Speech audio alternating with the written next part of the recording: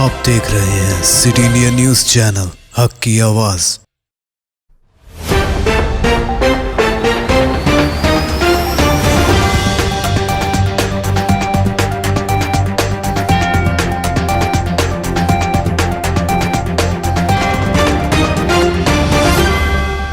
السلام علیکم ناظرین، سٹی انڈیا نیوز کے بین الاقوامی خبروں کے بلیٹن منظر عالم کی خبروں میں سب سے پہلے دیکھیں گے حدیث شریف۔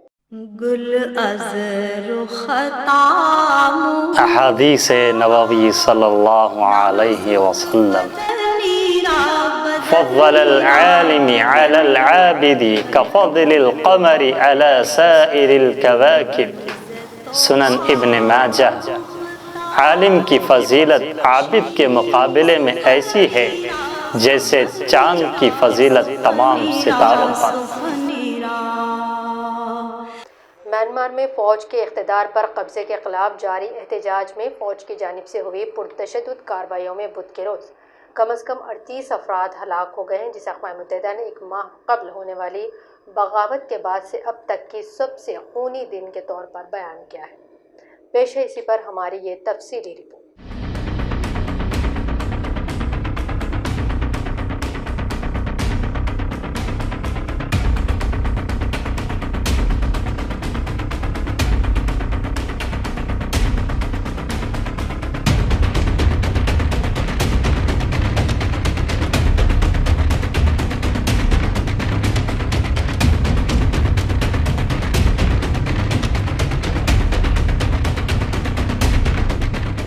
میانمار میں فوج کی جانب سے مظاہرین پر کی گئی پرتشدد کارروائی میں ملک بھر کے کئی علاقوں میں سے چونکا دینے والے ویڈیوز اور فوٹیجز سامنے آئے ہیں، اور عینی شاہدین کے بیانات کے مطابق سیکیورٹی فورسز نے مظاہرین پر ربڑ اور اصلی گولیوں سے فائرنگ کی، جس میں 38 افراد ہلاک اور کئی زخمی ہوئے ہیں۔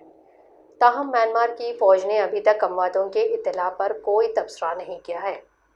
واضح ہے کہ میانمار میں فوج کی جانب سے ملک میں اقتدار پر قبضے کے خلاف سینکڑوں افراد مظاہرہ کر رہے ہیں۔ مظاہرین فوج کی حکمرانی کے خاتمے اور بغاوت کے دوران معزول اور نظر بند آنگ سان سو چی سمیت ملک کے منتخب حکومتی رہنماؤں کی رہائی کا مطالبہ لگاتار کر رہے ہیں۔ میانمار میں بغاوت اور پرتشدد کارروائیوں پر اقوام متحدہ کی سلامتی کونسل کا اجلاس جمعہ کو طلب کیا گیا۔ اس درمیان امریکی محکمہ خارجہ کے ترجمان نیڈ پرائس نے کہا کہ پرتشدد کارروائی نے امریکہ کو خوف زدہ کر دیا ہے۔ انہوں نے پریس بریفنگ میں کہا، ہم تمام ممالک سے مطالبہ کرتے ہیں کہ وہ برمی فوج کے اپنے عوام کے خلاف ہونے والے وحشیانہ تشدد کی مذمت کے لیے آگے آئیں۔ بین الاقوامی امدادی ادارے سیو دی چلڈرن کے مطابق 14، 17 اور 19 برس کی خاتون کے مارے جانے کی بھی اطلاعات ہے۔ میانمار میں فوجی بغاوت کے بعد سے اب تک کم از کم 50 افراد ہلاک اور متعدد زخمی ہو چکے ہیں۔ انہوں نے بتایا کہ آنسو گیس، ربڑ کی گولیاں اور براہ راست راؤنڈ فائر کیے گئے ہیں۔ مظاہرے کے دوران 6 افراد کو فائرنگ کر کے ہلاک کر دیا گیا، جبکہ کم از کم 30 افراد زخمی ہیں۔ انہوں نے واٹر کینن سے ہم پر پانی نہیں پھینکا، منتشر ہونے کی کوئی وارننگ جاری نہیں کی، انہوں نے بس اپنی بندوقیں چلائی اور فائر کھول دیے۔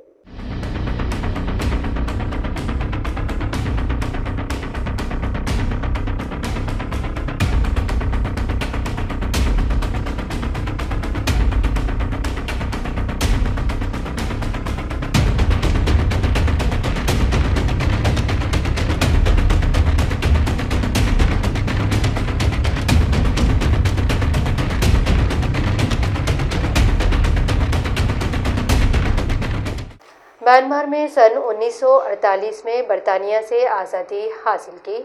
اپنی جدید تاریخ کا زیادہ تر عرصہ اس نے فوجی حکومت کے تحت ہی گزارا ہے۔ سن 2010 کے بعد سے پابندیوں میں نرمی کی گئی، جس سے 2015 میں آزادانہ انتخابات ہوئے اور اگلے سال تجربہ کار اپوزیشن رہنما آنگ سان سو چی کی قیادت میں حکومت قائم ہوئی۔ سن 2017 میں روہنگیا برادری کے جنگجوؤں نے پولیس پوسٹ پر حملے کیے، جس کے جواب میں میانمار کی فوج اور مقامی بدھسٹ مشتعل گروہوں نے ہلاکت خیز کریک ڈاؤن کا آغاز کیا، جس میں ہزاروں روہنگیا مسلمان ہلاک ہو گئے تھے۔ 5 لاکھ سے زیادہ روہنگیا افراد سرحد پار کر بنگلہ دیش چلے گئے اور اقوام متحدہ نے اسے نسلی طور پر صفایا کرنے کی واضح ترین مثال قرار دیا، جبکہ میانمار کے عوام نے بھی ان کا ساتھ نہیں دیا تھا، اور آج ایک بار پھر فوج کی جانب سے پرتشدد کارروائیوں کا سلسلہ لگاتار جاری ہے۔ Bureau report, city India news.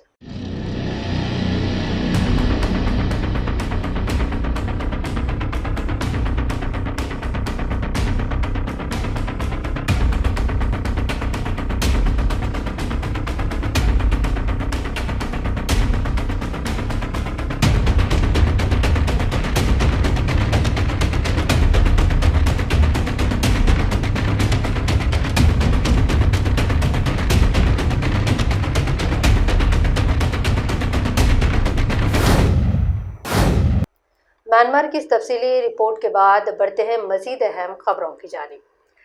German حکومت نے 8 مارچ سے ان تمام صوبوں میں لگائی گئی پابندیوں میں نرمی کرنے کا اعلان کیا جہاں کرونا وائرس کے کیسز کی تعداد کم ہو چکی ہے۔ جرمنی کے چانسلر اینجلا میرکل نے تمام صوبوں کے سربراہوں سے بات چیت کے بعد یہ اطلاع دی۔ میرکل نے اپنی بریفنگ میں کہا، اس صوبے میں جہاں ہر ہفتہ 10,000 افراد پر کرونا وائرس کے 50 سے بھی کم کیسز رپورٹ ہو رہے ہیں، اور اس کے علاوہ کچھ صوبوں میں میوزیم، گیلریوں، چڑیا گھروں اور پارکس، مالز کو کھولنے کی بھی اجازت دی گئی ہے، تاہم یہاں صرف محدود تعداد میں لوگوں کے آنے کی اجازت رہے گی۔ جرمنی کی وزارت صحت کی جانب سے تازہ ترین اعداد کے مطابق جرمنی میں اب تک کرونا وائرس کے 24,72,000 سے زائد کیسز تصدیق ہوئے ہیں، اور ملک بھر میں اس وبا کی وجہ سے 71,000 افراد ہلاک ہو چکے ہیں۔ بھارت اور چین کی سرحد پر چل رہی رساکشی اور گزشتہ سال ہوئے جھڑپوں کے ویڈیوز کو لے کر چین میں ایک بلاگر کو ہندوستان کی جھڑپ میں مارے گئے چینی فوجیوں کے سلسلے میں پوسٹ کرنا بھاری پڑ گیا ہے۔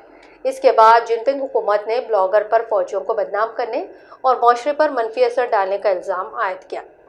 دراصل چین کی کمیونسٹ حکومت ایک طویل عرصے سے اظہار رائے کی آزادی کو دبا رہی ہے۔ اس کی تازہ مثال اس وقت دیکھی گئی جب ٹویٹر جیسے پلیٹ فارم پر 25 لاکھ سے زیادہ فالوورز رکھنے والے جمنگ کو وادی گلوان تنازع سے متعلق 2 پوسٹ کرنے کا خمیازہ بھگتنا پڑا۔ اپنی پوسٹ میں جمنگ نے گلوان میں تنازع کے دوران موقع پر موجود اعلیٰ افسر کے بچنے کو لے کر جہاں سوالیہ نشان لگایا، وہیں یہ بھی کہا کہ ہو سکتا ہے اس تنازع میں زیادہ فوجی ہلاک ہوئے ہوں۔ چین کے مشرقی شہر نانجنگ میں جمنگ کی پولیس سے گزشتہ ماہ اسے حراست میں لیا تھا۔ دراصل Nanjing bureau of public security نے بتایا ہے کہ انہیں غلط معلومات پوسٹ کرنے کے الزام میں گرفتار کیا گیا اور چینی کمیونسٹ حکومت پر اظہار رائے کی آزادی کو دبانے کا الزام عائد کیا جا رہا ہے۔ پچھلے کچھ سالوں میں ایسے معاملات بھی سامنے آئے تھے جہاں حکومت پر تنقید کرنے والے اچانک غائب ہوتے ہیں اور ان کے بارے میں کوئی خبر نہیں ملتی۔ یہاں ہم آپ کو بتا دیں کہ حال ہی میں چین نے باضابطہ طور پر اعتراف کیا کہ اس کے 4 فوجی وادی گلوان تنازع کے دوران مارے گئے تھے۔ ناظرین، اسی کے ساتھ ہی منظر عالم کے خبروں کا سلسلہ یہیں اختتام کو پہنچتا ہے۔ مزید تازہ ترین اپڈیٹس کے لیے دیکھتے رہیے سٹی انڈیا نیوز، حق کی آواز۔ دے نوشین کو اجازت، اللہ حافظ۔